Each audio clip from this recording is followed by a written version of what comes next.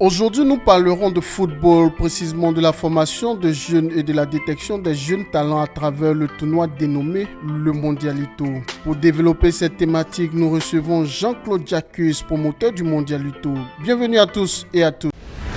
Le Mondialito était à sa 17e édition cette année. Quel bilan pouvez-vous établir au terme de cette compétition dédiée aux jeunes?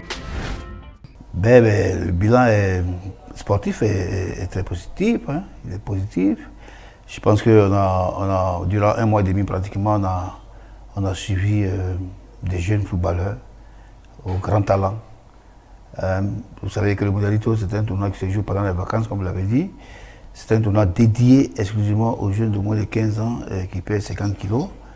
C'est un tournoi qui prépare l'avenir, donc je pense que chaque jour, on a joué, comme chaque année, du 29 juillet au 9 septembre. Et il y avait un monde fou à chaque fois que les enfants jouaient, chaque après-midi. On avait 2 matchs par jour. Et donc, on a détecté, je pense qu'il y a beaucoup de coachs qui sont venus là, qui ont détecté les joueurs. C'est ça le Mondialito. L'important du Mondialito, c'est de permettre aux enfants de rentrer dans les centres de formation plus huppés. Cette année, la SEC est venue une seule fois. Malheureusement, je n'étais pas à la finale, mais je pense qu'il y a des joueurs qui ont été bien vus pendant cette compétition-là. Et donc, du point de vue sportif, le bilan est positif. La finale a été remportée par une équipe de Yopougon, Sefofi, face donc à Sol FC. Comment avez-vous réussi à tenir aussi longtemps? C'est quoi la force du Mondialito? C'est d'abord la volonté de Dieu, hein, qui me donne la force, la santé, pour être là depuis 2007 que nous avons commencé. En fait, c'est un tournoi qui se joue pendant les vacances, donc qui permet aux enfants de s'égayer. La jeunesse du quartier d'abord de s'égayer, la jeunesse abidjanaise de s'égayer. Et donc ça donne envie à mon comité d'organisation, à moi-même, d'être là chaque vacances pour permettre au quartier de vibrer, au quartier de Sagdiba, de vibrer. Et avec le soutien des riverains, le soutien de la presse, le soutien des amis et des différents parrains. Et comme vous le savez, depuis 2 ans, c'est donc le parrain attitré finalement, qui s'appelle donc Alapé Wakili, qui est donc avec nous et qui nous encourage. Je voulais donc profiter, peut-être qu'on en parlera, mais pour lui dire merci une fois de plus par rapport à ce qu'il fait pour le Mondial. 17 éditions, quelle est celle qui reste comme l'édition la plus aboutie? Aboutie, mais toutes les éditions ont été abouties. Hein. Le Mondialito, c'est la sensation du foot champagne des jeunes talents. C'est ça. C'est ça le slogan, la sensation. Quand tu y vas, tu as envie de retourner.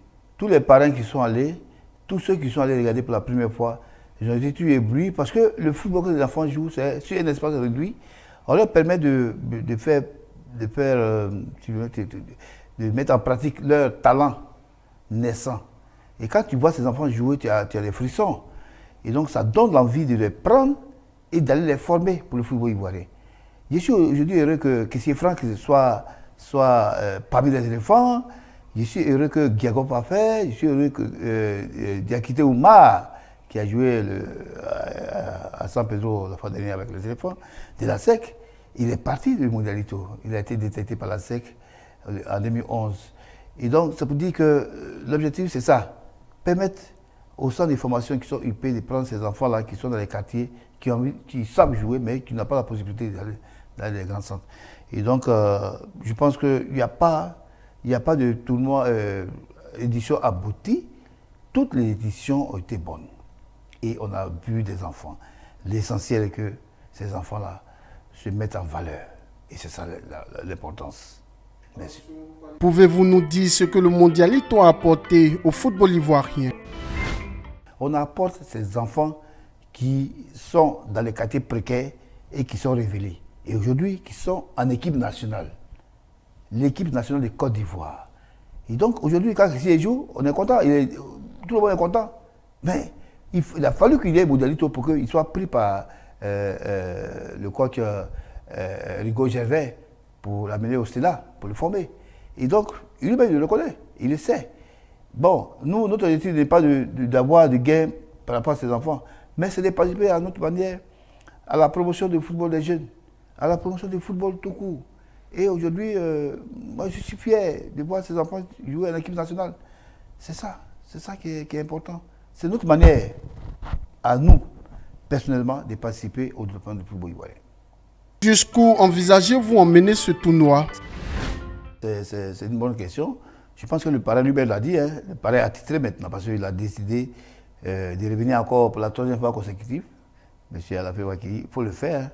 C'est vraiment extraordinaire. Donc, il a dit dans une interview accordée à un confrère qu'il a l'ambition de faire du Mondialito un tournoi, si tu veux, mais international. Parce qu'effectivement, le gros problème que nous avons, et nous prions Dieu pour que, certainement, notre nouveau maire, de Pougon, applique ce qu'il a dit, parce qu'il a dit qu'il va créer donc des terrains de foot à travers donc, notre commune. On en a besoin. On a besoin d'espace de jeu pour permettre à ces enfants-là de s'exprimer. Parce que où nous jouons, c'est un espace qui n'est pas dédié véritablement au football. C'est un espace qui est là pour les funérailles et autres. Mais les enfants pratiquent le football parce que c'est dessus du sable.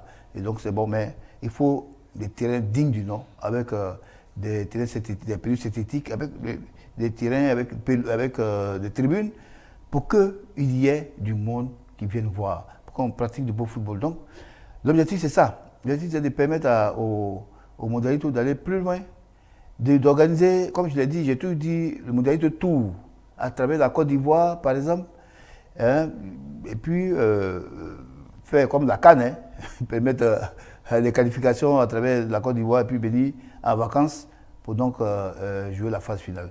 C'est un objectif que j'espère atteindre avec les moyens que Dieu me donnera, parce qu'effectivement, il faut y des moyens.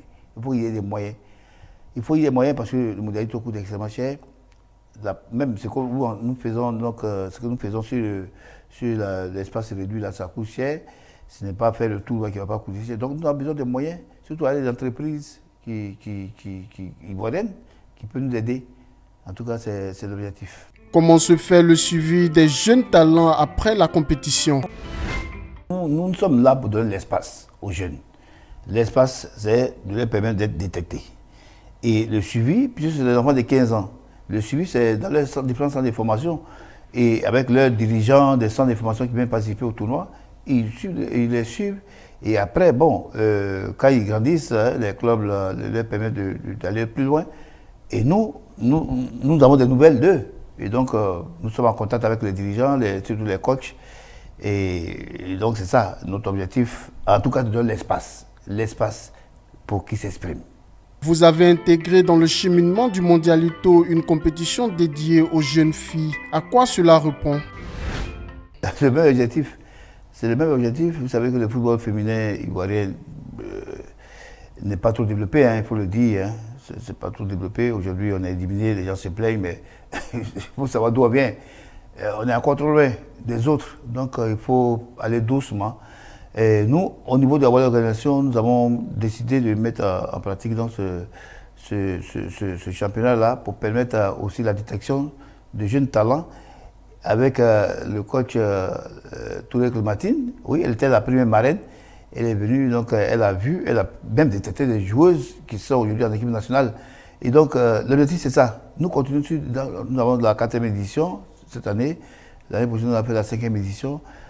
L'objectif, c'est de détecter, permettre au football ivoirien, que ce soit sur le plan féminin, que ce soit sur le plan masculin, d'être en vue au niveau de la base. J'étais heureux de constater lundi dernier que la FIFA a signé avec un partenaire qui va donc s'occuper du football des jeunes.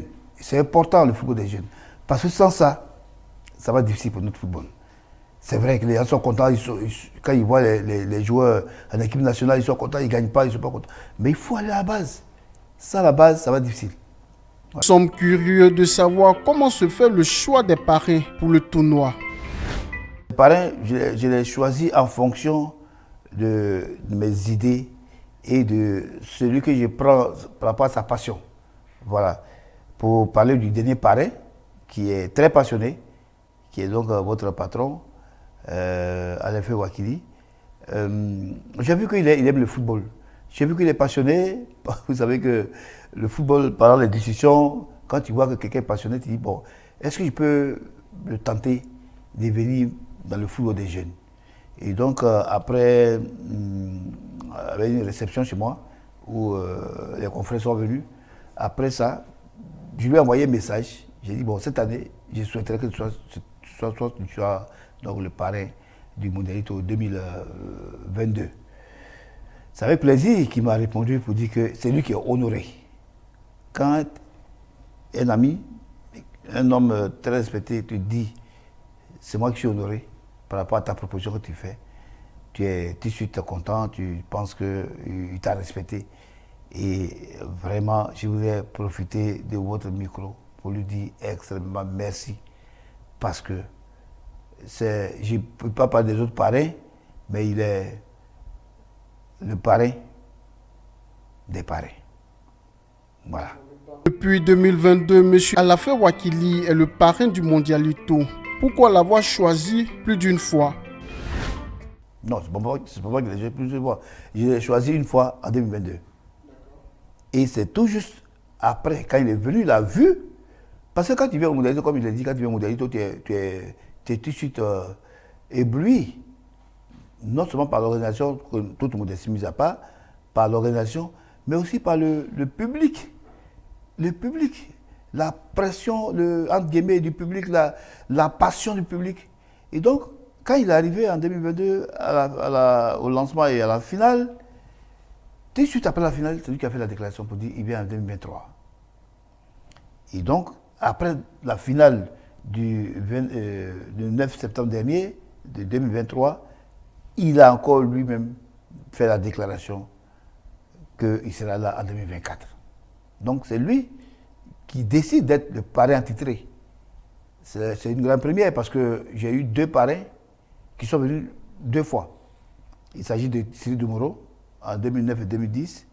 Il s'agit de Diabaté Aboulaye, le président de la FERA FC, qui est venu en 2012 et 2013. Et donc, voilà. Non, 2013 et 2014. Voilà. En 2012, c'était Gervinho. Et donc, il est venu en 2012, 2013 et 2014. Donc, c'est pour dire que le choix du parrain vient comme ça, par la volonté de Dieu. Voilà. Il y a beaucoup qui veulent, je ne dirais pas, mais il y a même un des parrains, dont je ne dirais pas le nom, qui voulait revenir en 2024. Malheureusement, quand le parrain 2022-2023 a décidé de venir en 2024, bon, il n'a plus rien dit parce que là, c'est trop fort. C'est trop fort. Au-delà du parrainage, avez-vous un projet commun pour les jeunes footballeurs? Mais je pense que lui-même, il est dans le foot, hein, je pense, hein, il est dans le foot. On ne sait pas quoi si pour en parler, mais je pense qu'on aura l'occasion d'en parler. Il faut faire la formation. Il faut faire la formation. C'est dedans, il y a l'argent. C'est dedans, il y a les moyens. Et dedans, il y a, comment on appelle, la promotion du football des jeunes. La promotion du football tout court en Côte d'Ivoire. Parce que, vous savez, ces enfants, prenez 20 gosses, vous les mettez quelque part, vous les formez. Ce que la SEC a fait, vous allez le faire. C'est un problème de moyens financiers, un problème d'intelligence. C'est-à-dire qu'il faut solliciter des partenaires pour former ces enfants. Et j'ai vraiment l'objectif, j'ai ça en tête. Et donc, peut-être que je vais en parler avec lui. Pour la 18e édition, doit-on s'attendre à des innovations? Chaque année, on innove. Chaque année, on innove. Pour le moment, j'ai donné la date du 27 juillet au 7 septembre. Mais je m'assurerai avec le parrain pour voir la formule. Voilà, c'est une question de choses. Nous sommes à l'heure de la CAN, donc c'est un peu difficile d'en parler maintenant, mais je pense qu'on aura l'occasion d'en parler. Mais une chose est sûre, c'est que la 10e édition, Dieu voulant, avec la santé et le parrain aura, et moi-même j'aurai, et mes jeunes avec lesquels j'organise auront, nous pourrons donc faire plaisir encore une fois de plus à tout le public qui aime ce tournoi-là. Votre mot de la fin? La fin, c'est d'abord remercier Dieu qui me permet d'être en bonne santé. L'année dernière, c'était un peu difficile, mais cette année, ça a commencé à aller. Et c'est Dieu là qui me permet d'organiser ce tournoi-là. En tout cas, je vais lui dire merci, parce que sans lui, je ne peux pas. Parce que c'est pas facile d'organiser un tournoi de ce genre, c'est pas facile. Toute la pression sur toi, à tous les niveaux, et donc c'est pas facile. Deuxièmement, dire merci donc au parrain Alaphé Wakili, qui est un ami, oui, de longue date. On a fait le lycée ensemble, on a fait la PAC ensemble, et Dieu merci, aujourd'hui, il me respecte. Je voulais lui dire merci. Et puis lui dire que je suis à sa disposition par rapport donc à ce tournoi-là et par rapport aux idées qu'on pourrait donc mettre en place pour former ces enfants-là. C'est important.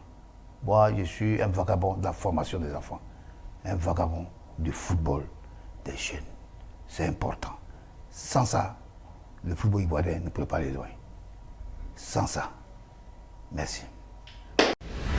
C'est ici que prend fin ce numéro de votre émission À vous la parole. Merci de votre attention et à bientôt pour un autre rendez-vous. Au revoir.